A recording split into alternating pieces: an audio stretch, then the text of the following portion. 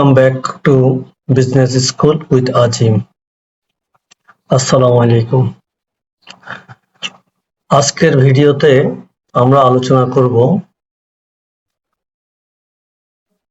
ব্যবসা উদ্যোগ নবম দশম শ্রেণীর চতুর্থ অধ্যায়ের একক মালিকানা ব্যবসা, অংশীদারি ব্যবসা, যৌথ মূলধনী কোম্পানি, সমবায় সমিতি ও রাষ্ট্রীয় ব্যবসার পারস্পরিক সম্পর্ক।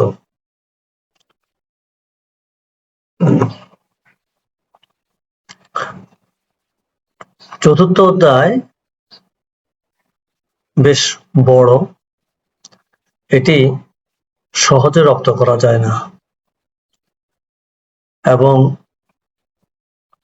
অনেকগুলো বৈশিষ্ট্য আছে বিভিন্ন ব্যবসা সংগঠনের, যেগুলো মনে রাখা বা বোঝা বেশ কঠিন। সেই জন্য আমি তোমাদেরকে এই পুরো অধ্যায়ের একটা জিস্ট উপস্থাপন করব, যেটির শিরোনাম দেওয়া হয়েছে একক মালিকানা ব্যবসা, অংশীদারি ব্যবসা, যৌথ মূলধনী কোম্পানি, সমবায় সমিতি ও রাষ্ট্রীয় ব্যবসার সম্পর্ক। একজন ছাত্রছাত্রী যদি আমার এই উপস্থাপনা খুব মনোযোগ দিয়ে দেখে, বোঝার চেষ্টা করে, তাহলে এই অধ্যায়টা সহজে রপ্ত করতে পারবে এবং সে অনেকগুলো সৃজনশীল প্রশ্নের উত্তর দিতে পারবে। এটা ছাড়াও সংক্ষিপ্ত প্রশ্ন, নৈর্ব্যক্তিক প্রশ্নেরও অনেকগুলো উত্তর দিতে পারবে। তো সুতরাং শুরু করা যাক আজকের এই আলোচনা। আমাদের পাঠের শিরোনাম হলো একক মালিকানা ব্যবসা, অংশীদারি ব্যবসা, যৌথ মূলধনী কোম্পানি, সমবায় সমিতি ও রাষ্ট্রীয় ব্যবসার সম্পর্ক।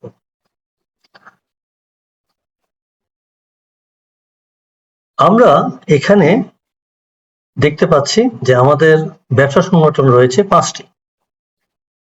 এই পাঁচটি ব্যবসা সংগঠনের কতগুলো বৈশিষ্ট্যের ভিত্তিতে পারস্পরিক সম্পর্কটা উপস্থাপন করা হচ্ছে। প্রথম বৈশিষ্ট্য হলো সংজ্ঞা। একক মালিকানা ব্যবসা সাধারণত এক ব্যক্তির মালিকানায় প্রতিষ্ঠিত ও পরিচালিত ব্যবসাকে একক মালিকানা ব্যবসা বলে।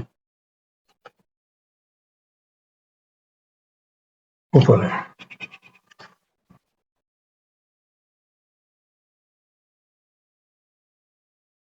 ডাউন।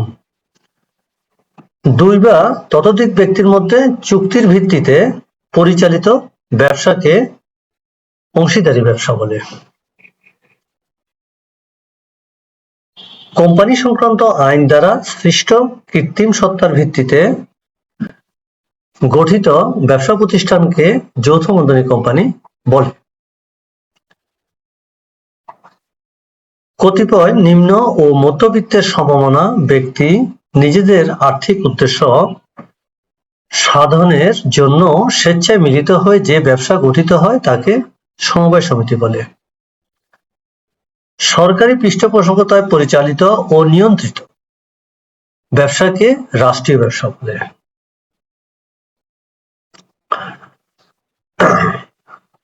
দ্বিতীয় বৈশিষ্ট্য, আইনগত অবস্থা। একক মালিকানা ব্যবসায় আইনগত আনুষ্ঠানিকতা নেই, অর্থাৎ খুব সহজে এই ব্যবসা গঠন করা যায় তথা আইনি কোনো জটিলতা নেই। অংশীদারি ব্যবসার আইনগত আনুষ্ঠানিকতা আছে, তবে খুবই সামান্য। কোম্পানি আইনের অধীনে গঠিত হওয়ায় কোম্পানি ব্যবসার আইনগত বাধ্যবাধকতা রয়েছে, যেটি বেশ জটিল।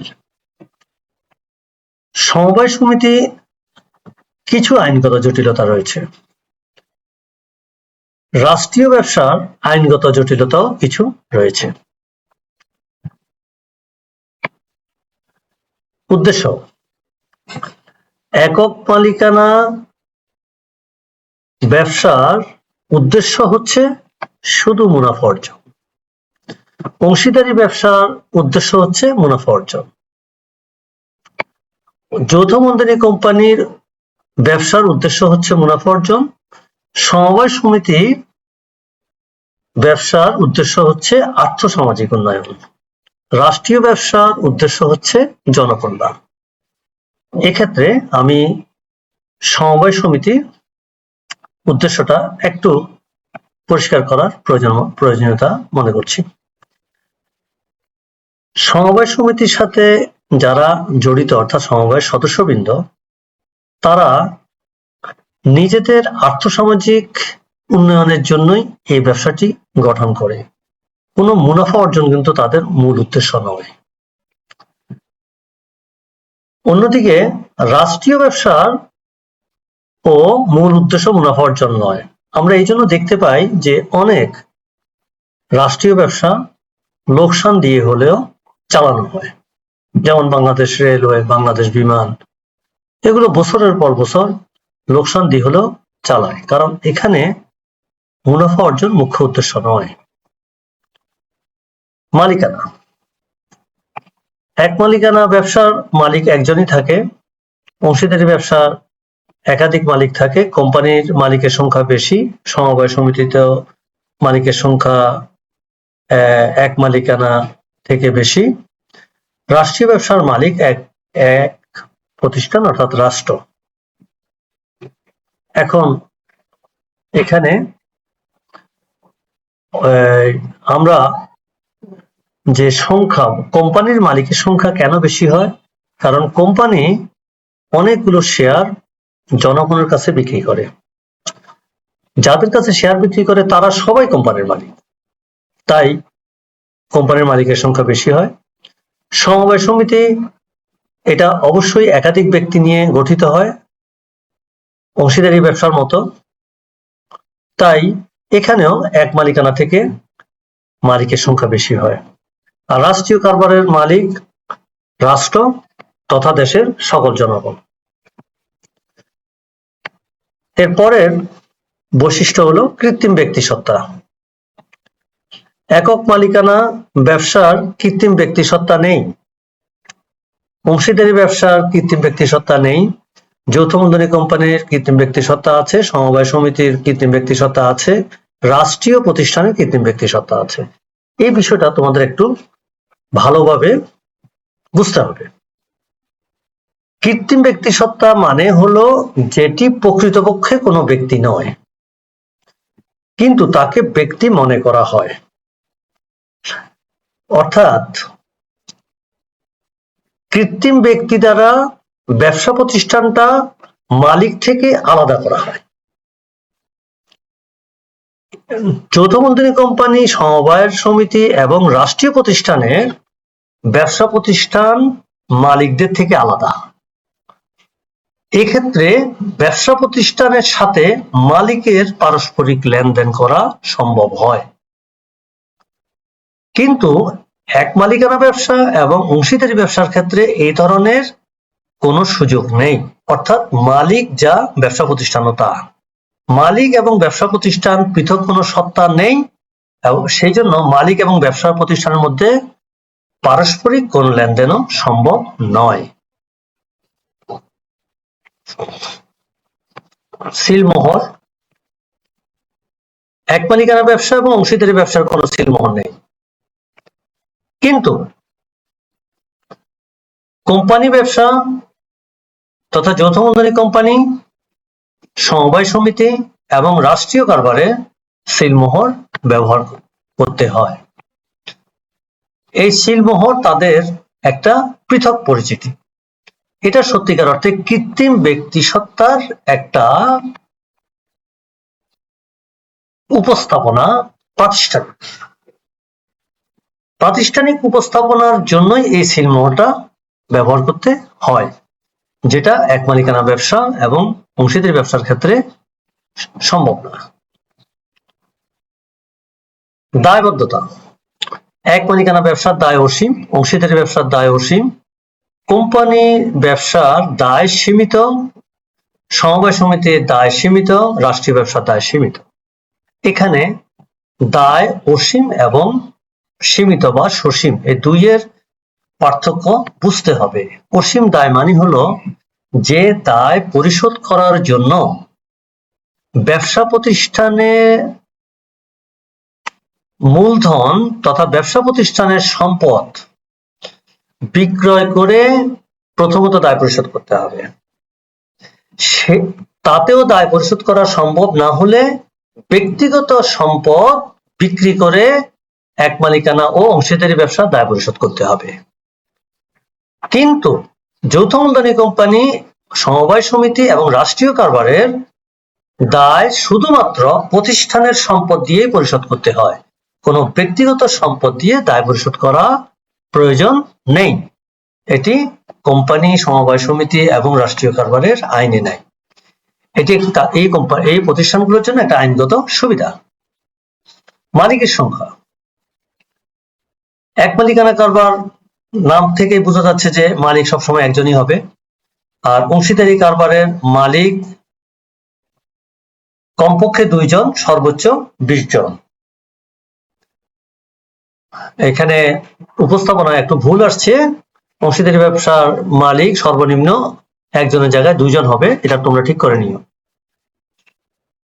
প্রাইভেট লিমিটেড কোম্পানির ক্ষেত্রে মালিক 2 থেকে 50 জন, মানে সর্বনিম্ন 2 জন, সর্বোচ্চ 50 জন। এবং পাবলিক লিমিটেড কোম্পানির ক্ষেত্রে মালিক সর্বনিম্ন 7 জন ও সর্বোচ্চ শেয়ারের সংখ্যা দ্বারা সীমিত। অর্থাৎ প্রাইভেট লিমিটেড কোম্পানির মালিক 2 এর কম হবে না, আবার 50 এর বেশিও হবে না। আর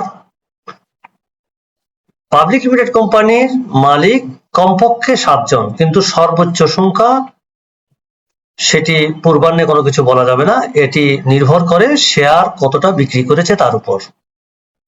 এক্ষেত্রে আরেকটা জিনিস আমাদের প্রথমে জানতে হবে, প্রাইভেট লিমিটেড কোম্পানি আর পাবলিক লিমিটেড কোম্পানি এটি যৌথ মূলধনী কোম্পানির দুটা শ্রেণী, একটি ছোট আর একটি বড়। প্রাইভেট লিমিটেড কোম্পানিটা হলো ছোট আর পাবলিক লিমিটেড কোম্পানিটা হলো বড়।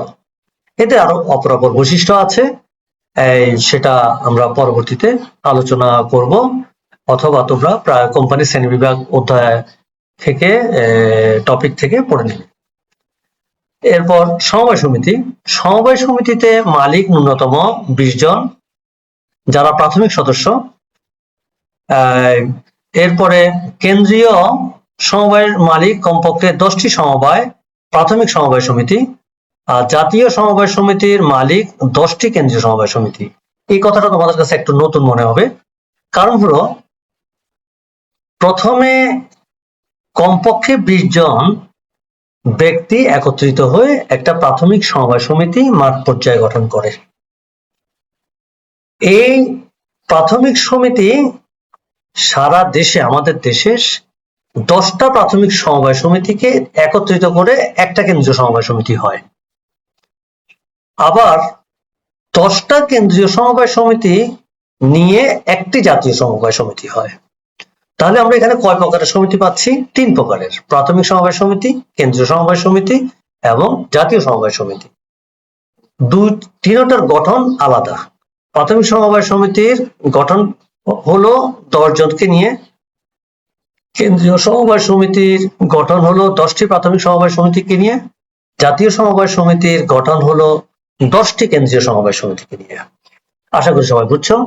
এরপরে রাষ্ট্রীয় ব্যবসায় মালিকানা সম্পূর্ণ রাষ্ট্রের কাছেই থাকে, তার মানে এখানে মালিক হলো রাষ্ট্র, এখানে কোনো পৃথক কোনো মালিক নেই। এর পরবর্তী পয়েন্টের নাম হলো মালিকানা হস্তান্তর যোগ্যতা। একক মালিকানা ব্যবসা মালিকানা খুব সহজে হস্তান্তর যোগ্য। এখানে একটু ভুল আছে, এটা হস্তান্তর না হবে না, এটা হস্তান্তর করা যায়। অংশীদারি ব্যবসার মালিকানা সীমিতভাবে হস্তান্তরযোগ্য, অর্থাৎ একদম অবাধে হস্তান্তর করা যায় না। সেখানে অংশীদারি আইনকে অনুসরণ করে অংশীদারদের মধ্যে বা অন্য কারো কাছে এটা বিক্রি করা যায়, তবে সেখানে অংশীদারদের অনুমতি সাপেক্ষে চুক্তি অনুযায়ী কাজটি করতে হয়। তার মানে হলো হস্তান্তর করা যাবে, তবে সেটা একটা নির্দিষ্ট আইন কানুন মেনে সীমিত আকারে করতে হবে। আচ্ছা, যৌথ মূলধনী কোম্পানি শেয়ার হস্তান্তরের মালিকানা শেয়ার হস্তান্তরের মাধ্যমে মালিকানা সহজে হস্তান্তরযোগ্য, অর্থাৎ যৌথ মূলধনী কোম্পানি যারা শেয়ার হোল্ডার তারা খুব সহজে তাদের মালিকানা হস্তান্তর করতে পারে, তারা শেয়ার মার্কেটে হস্তান্তর করতে পারে। আবার প্রাইভেট লিমিটেড যৌথ মূলধনী কোম্পানির ক্ষেত্রে নিজেদের ভিতরে শেয়ার হস্তান্তর করতে পারে, আর পাবলিক লিমিটেড কোম্পানির ক্ষেত্রে শেয়ার হস্তান্তরের জন্য শেয়ার মার্কেটে সাহায্য নিতে হয়। সমবায় সমিতির মালিকানা হস্তান্তর কিছুটা সীমিত, এক্ষেত্রেও কিছু বিধিনিষেধ আছে, অর্থাৎ যৌথ মূলধনী কোম্পানির পাবলিক লিমিটেড কোম্পানির মতো মানে অবাধে মালিকানা হস্তান্তর করা যায় না। আর রাষ্ট্রীয় ব্যবসার মালিকানা রাষ্ট্রের হাতেই থাকে।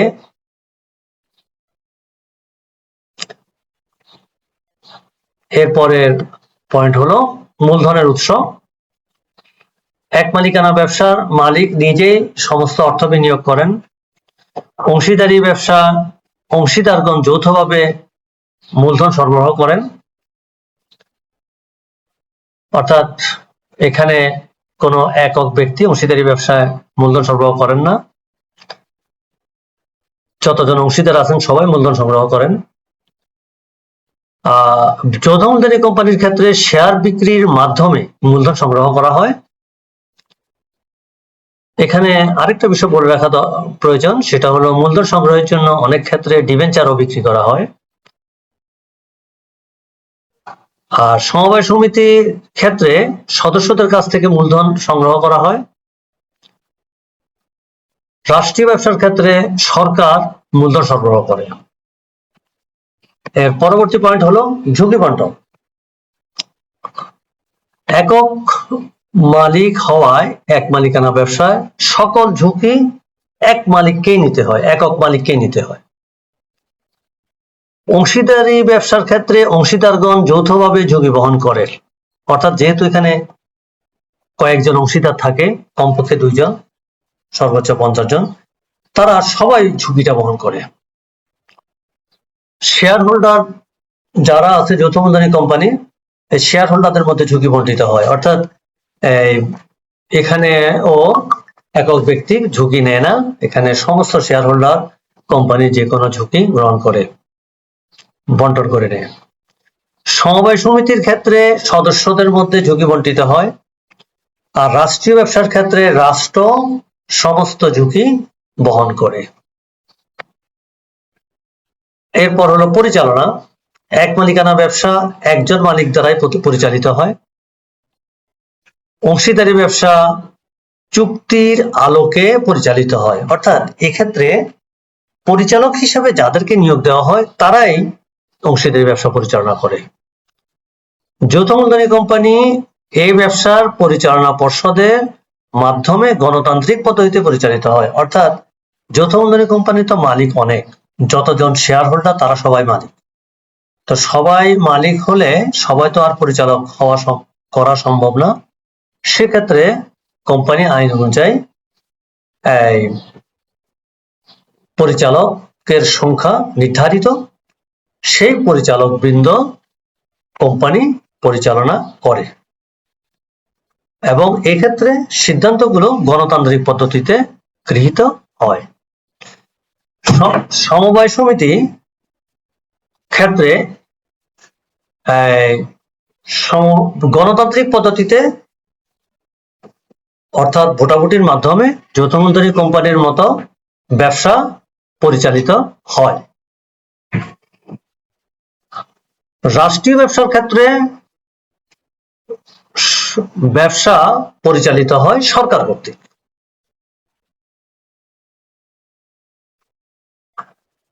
নিবন্ধন, পরবর্তী পয়েন্ট হলো নিবন্ধন। এক মালিকানা ব্যবসার নিবন্ধন বাধ্যতামূলক নয়। অংশীদারি ব্যবসার নিবন্ধন বাধ্যতামূলক নয়, কিন্তু যৌথ মূলধনী কোম্পানি, সমবায় সমিতি এবং রাষ্ট্রীয় ব্যবসার নিবন্ধন না, যৌথ মূলধনী কোম্পানি এবং সমবায় সমিতির ক্ষেত্রে নিবন্ধন বাধ্যতামূলক, তবে রাষ্ট্রীয় ব্যবসারও নিবন্ধনের প্রয়োজন নেই। এখানে একটু বলে রাখি, নিবন্ধন বিষয়টা তোমাদের একটু বোঝার প্রয়োজন আছে। নিবন্ধন হলো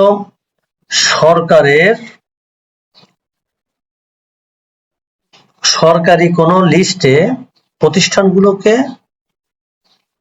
তালিকাভুক্ত করা।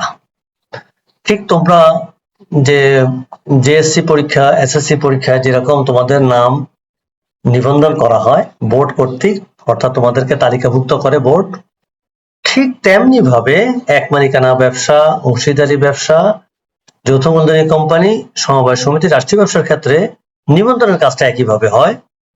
এক মালিকানা আর অংশীদারি ব্যবসার ক্ষেত্রে নিবন্ধনের বাধ্যতামূলক না, তবে ইচ্ছা করলে করতে পারে। কিন্তু যৌথ মূলধনী কোম্পানি এবং সমবায় সমিতির ক্ষেত্রে নিবন্ধন বাধ্যতামূলক, আর রাষ্ট্রীয় ব্যবসা তো নিবন্ধনের কোনো প্রয়োজনই নেই।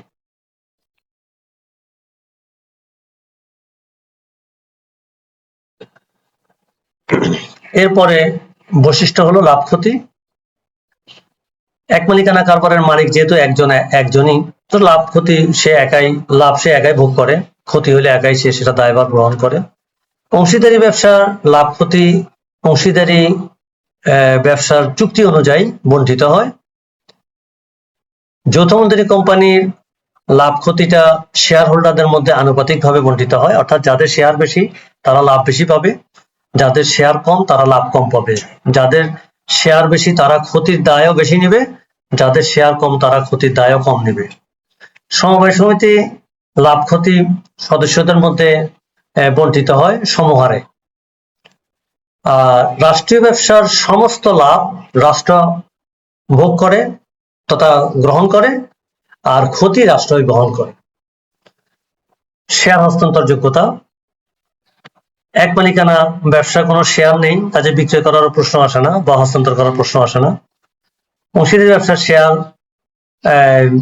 যেহেতু অংশীদারি ব্যবসার কোনো শেয়ার নেই, অংশ আছে যেটাকে আমরা শেয়ার বলতে পারি না, সেটা বিক্রি করার কোনো সুযোগ নেই। আর যদি কারো কাছে হস্তান্তর করতে চায় তাহলে সে তার অংশ চুক্তি অনুযায়ী হস্তান্তর করতে হয়। যৌথ মূলধনী কোম্পানি যেহেতু শেয়ার ক্রয় বিক্রয়ের সুযোগ আছে, সেক্ষেত্রে এটি বিশেষ করে পাবলিক লিমিটেড কোম্পানি, তারা শেয়ার মার্কেটে শেয়ার বিক্রি করতে পারে। আর প্রাইভেট লিমিটেড কোম্পানি শুধুমাত্র নিজেদের মধ্যে শেয়ার বিক্রি করতে পারে। বাংলাদেশে দুটি শেয়ার মার্কেট আছে, একটা ঢাকা শেয়ার মার্কেট, একটা হলো চট্টগ্রাম শেয়ার মার্কেট বা Dhaka stock exchange, Chittagong stock exchange. সমবায় সমিতির ক্ষেত্রে শেয়ার সদস্যদের মধ্যে বিক্রয় করা যায়, তার মানে সদস্যদের বাইরে বিক্রি করা যায় না। আর রাষ্ট্রীয় ব্যবসার ক্ষেত্রে সরকার কর্তৃক অনুমোদন সাপেক্ষে জনগণের কাছে কিছু শেয়ার বিক্রি করা যায়। সরকারের অনুমোদন সাপেক্ষে জনগণের কাছে কিছু শেয়ার বিক্রি করা যায়, সেক্ষেত্রে এগুলোকে আমরা হোল্ডিং কোম্পানিতে রূপান্তর করি। এর পরবর্তী পয়েন্ট হলো মূলধনের আকার।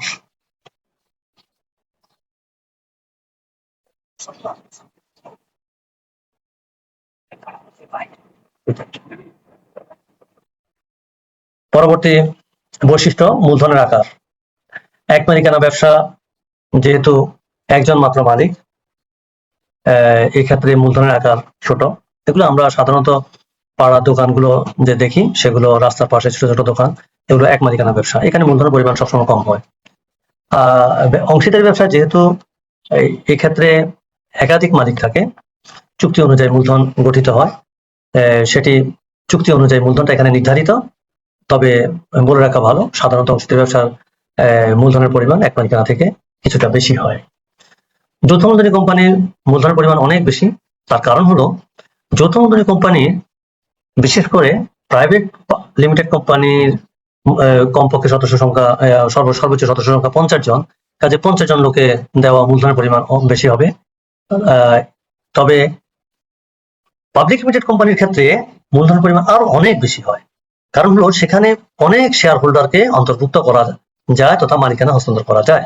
তো যারা মালিক তারা সবাই মূলধন দেয়, এতে করে পাবলিক লিমিটেড কোম্পানির ক্ষেত্রে মূলধনের পরিমাণ অনেক বেশি হয়, এমনকি শত কোটি হাজার কোটি টাকা পর্যন্ত হতে পারে। বিশ্বে সবচেয়ে বড় বড় ব্যবসায়িক সংগঠনগুলো হলো যৌথ মূলধনী কোম্পানি। এরপরে সমবায় সমিতির ক্ষেত্রে যেহেতু সদস্যদের সংখ্যা সীমিত, সেহেতু মূলধনের পরিমাণটাও কম হয়। আর রাষ্ট্রীয় ব্যবসা, রাষ্ট্র ইচ্ছে করলে প্রচুর মূলধন সরবরাহ করতে পারে। এরপর হলো বিলোপ সাধন।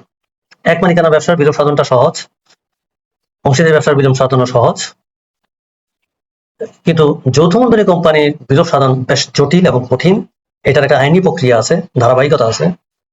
সমবায় সমিতি নির্দিষ্ট সময়ান্তে বিলোপ সাধন হয়ে যায়, আবার যেগুলো নিবন্ধিত সমবায় সমিতি সেগুলো বিলোপ সাধন কিন্তু কিছুটা কঠিন। রাষ্ট্রীয় ব্যবসার বিলোপ সাধন বেশ কঠিন, যৌথ মূলধনী কোম্পানির মতো। কর্মসংস্থান আমাদের পরবর্তী বৈশিষ্ট্য। এক মালিকানা ব্যবসার কর্মসংস্থান এককভাবে সর্বনিম্ন, কিন্তু সামষ্টিকভাবে সর্বোচ্চ। এই কথাটার অর্থ হলো, আমরা ছোট ছোট অনেক দোকান দেখি যেগুলোতে একজন মালিক বসা থাকে বা একজন কর্মচারী থাকে, কিন্তু পুরো দেশে, পুরো পৃথিবীতে আমরা যদি এই ধরনের ব্যবসা প্রতিষ্ঠান দেখি, তাহলে দেখা যাবে যে এদের সব এক মালিকানা ব্যবসার মালিক এবং কর্মচারীদেরকে সংখ্যাকে আমরা যখন যোগ করব, তখন অন্য যে কোনো সংগঠন থেকে এই ব্যবসায় কর্মসংস্থান বেশি হবে। কিন্তু এককভাবে, অর্থাৎ একটা প্রতিষ্ঠানে মালিক একজন, সর্বোচ্চ একজন বা দুজন কর্মচারী থাকতে পারে। অংশীদারি ব্যবসার ক্ষেত্রে কর্মসংস্থান কম, যেহেতু অংশীদারি ব্যবসার মালিক সীমিত, কর্মসংস্থানও খুব বেশি করা যায় না, এই প্রতিষ্ঠানটাও সীমিত আকারের হয়। যৌথ মূলধনী কোম্পানি যেহেতু ইচ্ছা মতো বড় করা যায়, এই কোম্পানি বা এই ব্যবসা সংগঠনের মূলধনও ব্যাপক আকার বাড়ানো যায় এবং প্রচুর লোকের কর্মসংস্থান করা যায়। তো এই জন্য এটা এক মালিকানা অংশীদারি ব্যবসার তুলনায় এর ব্যাপকতা অনেক বেশি কর্মসংস্থানের ক্ষেত্রে। সমবায় সমিতি যেহেতু সদস্য সংখ্যা সীমিত, কর্মসংস্থানও সীমিত। অন্যদিকে রাষ্ট্রীয় ব্যবসা যেহেতু অনেক বড় আকারের ব্যবসা, সাধারণত এটাতে প্রচুর কর্মসংস্থান। যেমন আমরা বলতে পারি যে বাংলাদেশ রেলওয়ে, অনেক লোকের কর্মসংস্থান, বাংলাদেশ বিমান, প্রচুর লোকের কর্মসংস্থান হচ্ছে। এইভাবে রাষ্ট্রীয় ব্যবসার কর্মসংস্থান অনেক। আমাদের পরবর্তী পয়েন্ট হলো শ্রেণী বিভাগ। এক মালিকানা ব্যবসা কোনো শ্রেণী বিভাগ নেই। অংশীদারি ব্যবসা দুই ধরনের আছে, নিবন্ধিত এবং অনিবন্ধিত। নিবন্ধিত ব্যবসা সুযোগ সুবিধা অনিবন্ধিত ব্যবসা সুযোগ সুবিধা থেকে অবশ্যই বেশি। যৌথ মূলধনী কোম্পানি দুই রকম, একটা পাবলিক লিমিটেড কোম্পানি, একটা প্রাইভেট লিমিটেড কোম্পানি, যেটা আমি ইতিপূর্বে তোমাদের কাছে আলোচনা করেছি এবং এদের পৃথক বৈশিষ্ট্যের কথাও বলেছি কয়েকটা। সমবায় সমিতি 3 প্রকার, সেটা ইতিমধ্যে আলোচনা হয়েছে। প্রাথমিক সমবায় সমিতি, কেন্দ্রীয় সমবায় সমিতি এবং জাতীয় সমবায় সমিতি, এবং এটির গঠন প্রক্রিয়া সম্পর্কে ইতিমধ্যে আলোচনা করা হয়েছে। রাষ্ট্রীয় ব্যবসার কোনো শ্রেণী বিভাগ নেই। এরপরের বৈশিষ্ট্য হলো জবাবদিহিতা। এক মালিকানা ব্যবসার মালিক নিজের কাছে ছাড়া আর কারো কাছে কোনো জবাবদিহি করতে হয় না, অর্থাৎ সে কারো কাছে জবাবদিহি করে না। আর অংশীদারি ব্যবসার ক্ষেত্রে অংশীদারি ব্যবসার পরিচালক বৃন্দকে অংশীদারদের কাছে জবাবদিহি করতে হয়, অর্থাৎ যারা পরিচালনার দায়িত্ব নেয় তারা সকল প্রকার লাভ ক্ষতি বা উন্নতি অবনতির জন্য অংশীদারদের কাছে জবাবদিহি করতে হয়। যৌথ মূলধনী কোম্পানির ক্ষেত্রে নির্বাচিত পরিচালক বৃন্দকে শেয়ার হোল্ডারদের কাছে জবাবদিহি করতে হয়, কারণ শেয়ার হোল্ডাররা হলো যৌথ মূলধনী কোম্পানির মালিক, তাদের কাছে পরিচালক বৃন্দ জবাবদিহি করতে হয়। সমবায় সমিতির ক্ষেত্রে পরিচালক বৃন্দকে সদস্যদের কাছে জবাবদিহি করতে হয়। রাষ্ট্রীয় ব্যবসার ক্ষেত্রে পরিচালক বৃন্দকে জাতীয় সংসদের কাছে জবাবদিহি করতে হয়। আমাদের দেশে প্রতি বছর যে জাতীয় সংসদে যে সেশন চলে, অর্থাৎ অধিবেশন চলে, সে অধিবেশনে রাষ্ট্রীয় যে সংগঠনগুলো আছে, ব্যবসা সংগঠন, সেগুলো লাভ লোকসান সম্পর্কে বিভিন্ন নির্বাচিত এমপিদের প্রশ্নের উত্তর দিতে হয়। এই ক্ষেত্রে জাতীয় সংসদে এই জবাবদিহিটা নিশ্চিত করা হয়। সিদ্ধান্ত গ্রহণ। এক মালিকানা ব্যবসা ক্ষেত্রে যেহেতু মালিক একজন, দ্রুত সিদ্ধান্ত নেওয়া যায়, কারোর সাথে আলাপ করার প্রয়োজন নেই, নিজের সিদ্ধান্ত নিজেই নেয়। অংশীদারি ব্যবসার ক্ষেত্রে কিছুটা সময় বেশি লাগে, কারণ হলো যে এখানে কয়েকজন অংশীদার আছে, তাদের সাথে আলাপ আলোচনা করে সিদ্ধান্ত নিতে হয়, এই জন্য একটু সময় বেশি লাগে। যৌথ মূলধনীর ক্ষেত্রে সিদ্ধান্ত নিতে অনেক বেশি সময় লাগে, কারণ এখানে পরিচালকের সংখ্যা বেশি। অনেক সময় যে সমস্ত সিদ্ধান্তগুলা জেনারেল মিটিং এ নিতে হয়, অর্থাৎ সাধারণ অধিবেশনে, সেখানে শেয়ার হোল্ডারদের মতামত নিতে হয়, এতে করে সময় অনেক বেশি লাগে। সমবায় সমিতিতে যেহেতু একাধিক সদস্য, সিদ্ধান্ত নিতে সময় কিছুটা বেশি লাগে এক মালিকানা তুলনায়। রাষ্ট্রীয় কারবারের ক্ষেত্রেও সিদ্ধান্ত নিতে বেশি সময় লাগে, কারণ রাষ্ট্রীয় ব্যবসা যেহেতু জবাবদিহিতা সংসদের কাছে আছে, সেহেতু এটা ক্ষেত্রে সিদ্ধান্ত নিতে হয়। এছাড়াও রাষ্ট্রীয় ব্যবসা এবং যৌথ মূলধনী ব্যবসার মূলধনের পরিমাণ অনেক বেশি, লাভ লোকসানের ঝুঁকির পরিমাণ অনেক বেশি। যেখানে লাভ লোকসানের ঝুঁকির পরিমাণ অনেক বেশি, সেখানে যে কোনো সিদ্ধান্ত নিতে যথেষ্ট বিশ্লেষণ করতে হয়। এরপর হলো নিয়ন্ত্রণ। এক মালিকানা কারবার অংশীদারি কারবারের নিয়ন্ত্রণ সহজ, কিন্তু যৌথ মূলধনী কোম্পানির নিয়ন্ত্রণ কঠিন। সমবায় সমিতির নিয়ন্ত্রণ সহজ, কিন্তু রাষ্ট্রীয় কারবারের নিয়ন্ত্রণ কঠিন। কারণ এই নিয়ন্ত্রণগুলো কঠিন এবং সহজ, এই দুটা বিষয় নির্ভর করে প্রতিষ্ঠানের আকারের উপরে, গঠনের উপরে। যেহেতু যৌথ মূলধনী কোম্পানি এবং রাষ্ট্রীয় কারবারের গঠন এবং আকার, গঠন কঠিন এবং আকার বড়, সেহেতু এর নিয়ন্ত্রণটাও কিন্তু কঠিন। আশা করি আজকে তোমাদের এই ক্লাসটা বেশ ভালোই লেগেছে। কারণ হলো, আমি প্রথমেই বলেছি যে এই অধ্যায়টা অনেক বড়, এটা বোঝাও বেশ কঠিন। শুরু থেকে শেষ পর্যন্ত যখন পড়া হয়, তখন অনেক কিছু আছে তোমরা ধরে রাখতে পারবে না, মিলাতে পারবে না। আমি পুরো অধ্যায়ের একটা জিস্ট বা সারসংক্ষেপ এখানে উপস্থাপন করেছি। এই জিস্টটা তোমরা অধ্যায়টা বোঝার ক্ষেত্রে, ভালোভাবে বোঝার ক্ষেত্রে অনেক বেশি সহায়ক হবে। আমার ভিডিওটা যদি তোমাদের কাছে ভালো লাগে, তাহলে লাইক, কমেন্ট, শেয়ার করতে ভুলবে না। আর নতুন নতুন বিজনেস লেকচার পেতে সাবস্ক্রাইব করবে business school with Azim. Thank you very much for your watching.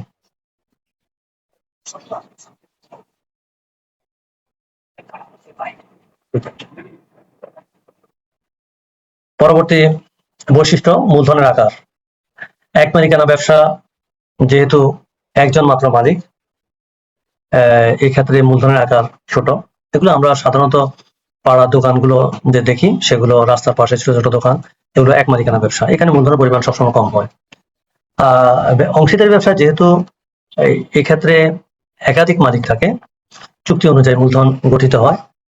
সেটি চুক্তি অনুযায়ী মূলধনটা এখানে নির্ধারিত। তবে বলে রাখা ভালো, সাধারণত অংশীদারি ব্যবসার মূলধনের পরিমাণ এক মালিকানা থেকে কিছুটা বেশি হয়। যৌথ মূলধনী কোম্পানির মূলধনের পরিমাণ অনেক বেশি। তার কারণ হলো, যৌথ মূলধনী কোম্পানি, বিশেষ করে প্রাইভেট লিমিটেড কোম্পানির কমপক্ষে সদস্য সংখ্যা, সর্বোচ্চ সদস্য সংখ্যা 50 জন। কাজে 50 জন লোকে দেওয়া মূলধনের পরিমাণ বেশি হবে। তবে পাবলিক লিমিটেড কোম্পানির ক্ষেত্রে মূলধনের পরিমাণ আরো অনেক বেশি হয়। কারণ হলো, সেখানে অনেক শেয়ার হোল্ডারকে অন্তর্ভুক্ত করা যায় তথা মালিকানা হস্তান্তর করা যায়। তো যারা মালিক তারা সবাই মূলধন দেয়। এতে করে পাবলিক লিমিটেড কোম্পানির ক্ষেত্রে মূলধনের পরিমাণ অনেক বেশি হয়, এমনকি শত কোটি, হাজার কোটি টাকা পর্যন্ত হতে পারে। বিশ্বে সবচেয়ে বড় বড় ব্যবসায়িক সংগঠনগুলো হলো যৌথ মূলধনী কোম্পানি। এরপরে সমবায় সমিতির ক্ষেত্রে যেহেতু সদস্যদের সংখ্যা সীমিত, সেহেতু মূলধনের পরিমাণটাও কম হয়। আর রাষ্ট্রীয় ব্যবসা, রাষ্ট্র ইচ্ছে করলে প্রচুর